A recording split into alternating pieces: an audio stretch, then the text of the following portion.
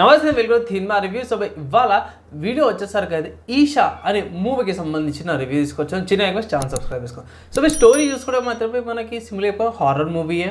మనం రొటీన్గా చూసి ఏవైతే హారర్ మూవీస్ ఉండే అవే చూపించారు. స్టార్టింగ్లో కొంచెం ఏమంటారు పోయి సెక్యులరిజం అన్నట్టు హిందువులతోనా లేకపోతే ముస్లింలతోనా మోసాలు జరుగుతున్నట్టు చూపించారు. రూ రిలీజన్ చూపించారు, మీద దాంట్లో కూడా చూపించుంటే బాగుండేది. అండ్ ఎవరైతే ఆత్మలో అని చెప్పే గురువు ఎవరైతే ఉంటారో కొంచెం గెటప్ స్టైల్ చూస్తే అమ్మ ముస్లిం లాగా అనిపిస్తుంది.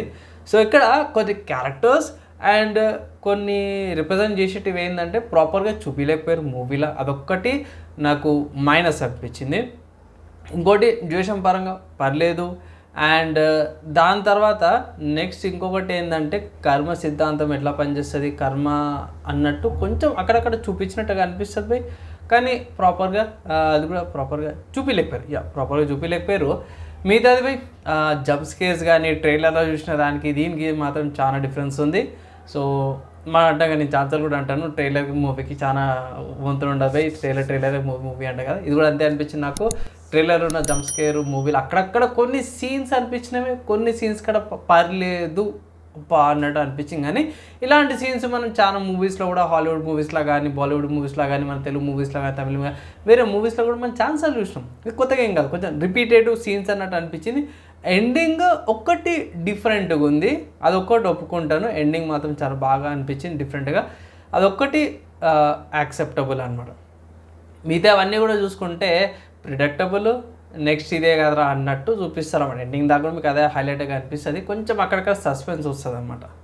సో ఓవరాల్గా చూసుకుంటే ఈషా మూవీకి సంబంధించి చూసుకుంటే మాత్రమే పర్లేదు అన్నట్టు, ఎందుకు చూస్తున్నారా అన్నట్టు అనిపించింది. సో నా ఒపీనియన్లో మూవీ చూడకుంటే పర్లేదు.